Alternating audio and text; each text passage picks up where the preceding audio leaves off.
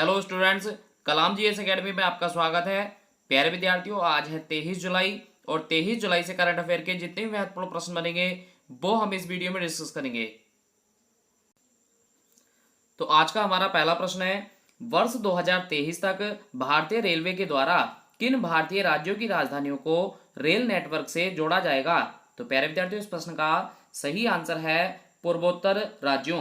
प्यारे विद्यार्थियों, पूर्वोत्तर राज्यों की अगर बात करें तो पूर्वोत्तर राज्यों में असम, त्रिपुरा, अरुणाचल प्रदेश, मणिपुर, मेघालय, मिजोरम, नागालैंड और सिक्किम को रखा जाता है। प्यारे विद्यार्थियों, वहीं पे अगर बात करें तो असम और त्रिपुरा और इसके साथ साथ अरुणाचल प्रदेश, इन राजधानियों को पहले से ही जोड़ दिया गया है, जबकि मणिपुर और मेघालय राज्यों की राजधानियों को 2022 तक रेल नेटवर्क से जोड़ दिया जाएगा और इसके बाद मिजोरम, नागालैंड और सिक्किम को 2023 तक जोड़ दिया जाएगा।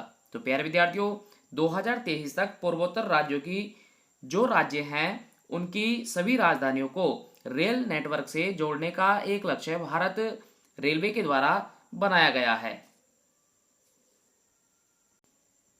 प्यारे विद्यार्थियों, रेलवे से महत्वपूर्ण पॉइंटों की अगर बात करें तो भारत में रेलवे की स्थापना 1853 में की गई थी। तो चलिए आप मुझे कमेंट करके बताइए कि दुनिया की सबसे पहली ट्रेन कहां पर संचालित की गई थी और किस वर्ष उसका संचालन किया गया था। भारतीय रेलवे का मुख्यालय नई दिल्ली में है। वर्तमान में रेल मंत्री पीयूष गोयल हैं और वर्तमान में हमारे रेलवे बोर्ड के अध्यक्ष विनोद कुमार यादव हैं। प्यारे विद्यार्थियों, करंट अफेयर से महत्वपूर्ण रेलवे के पॉइंटों की अगर बात करें तो डबल स्टैक कंटेनर ट्रेन चलाने वाला दुनिया का पहला देश भारत बना था।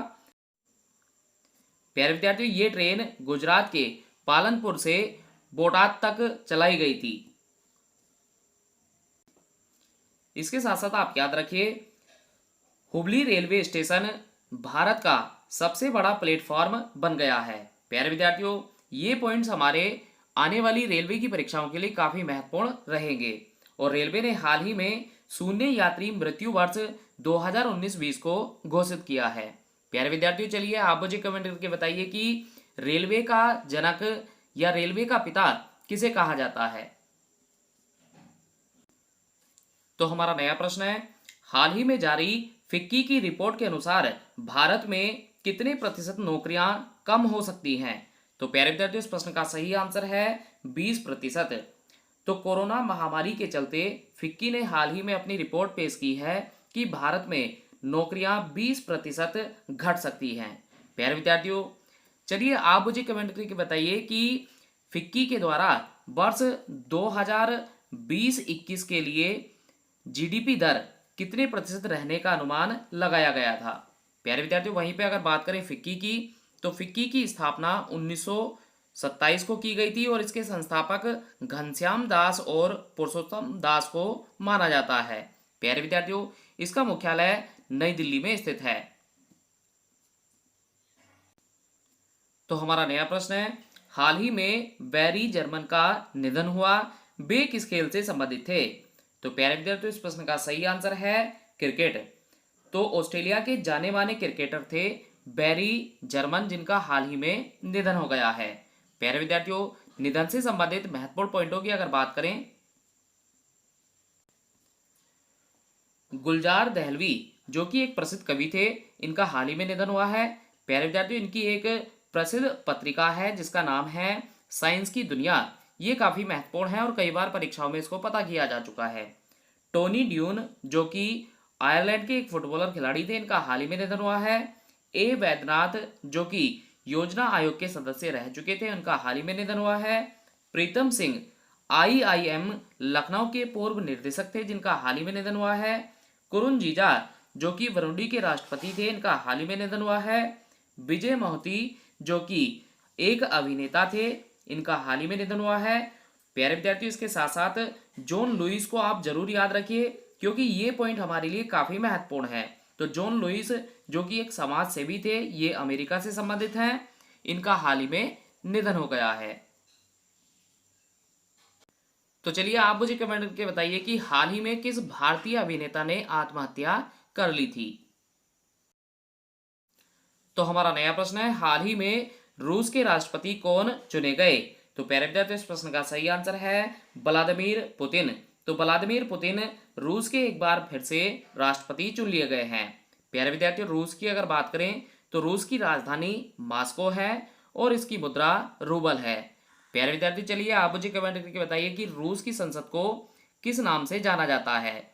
2018 के रेलवे की परीक्षाओं में ये प्रश्न कई बार पता किया जा चुका है।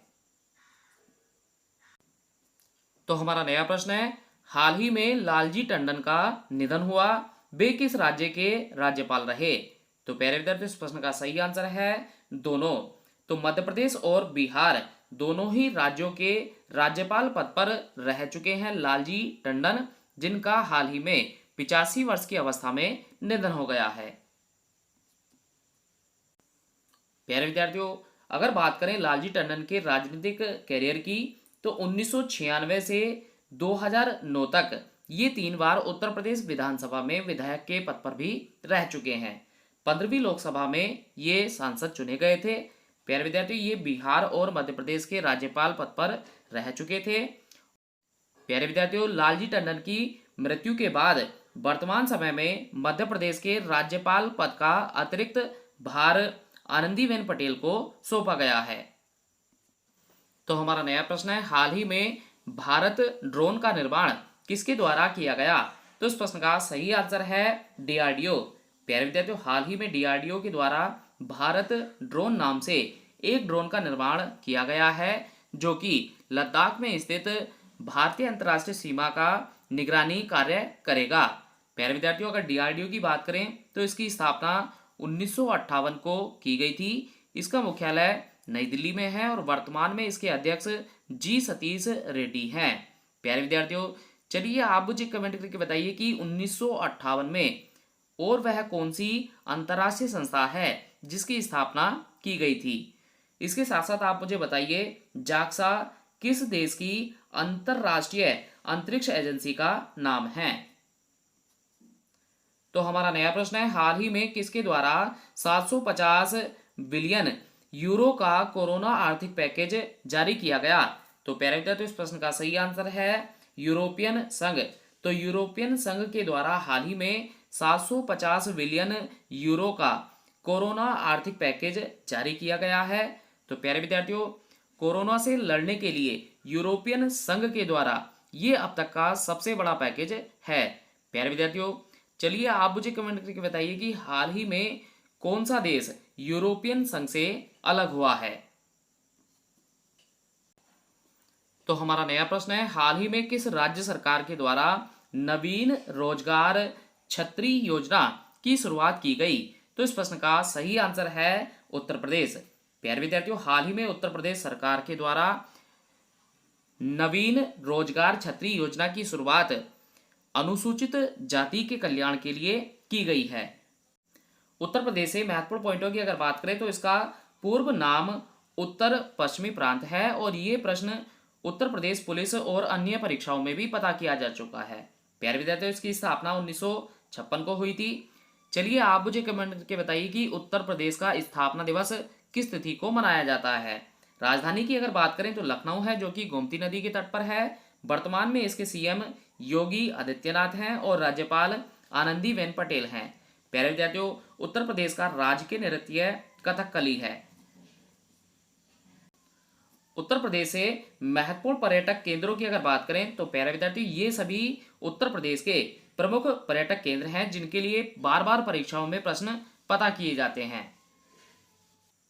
तो हमारा नया प्रश्न है, हाल ही में बलदेव सिंह सदाकर्णम के द्वारा किस पर आधारित पुस्तक सूरज कदे मर्दा नहीं को लिखा है? तो इस प्रश्न का सही आंसर है उधम सिंह। तो उधम सिंह के जीवन पर आधारित एक पुस्तक बलदेव सिंह के द्वारा लिखी गई है, जिसका नाम सूरज कदे मर्दा नहीं रखा गया।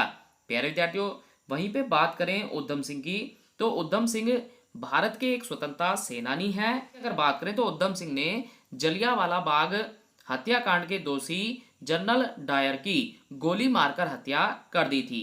प्यारे विद्यार्थियों, चलिए आप मुझे कमेंट करके बताइए कि उत्तराखंड का वह कौन सा जिला है जिसका नाम उधम सिंह के नाम पर रखा गया है?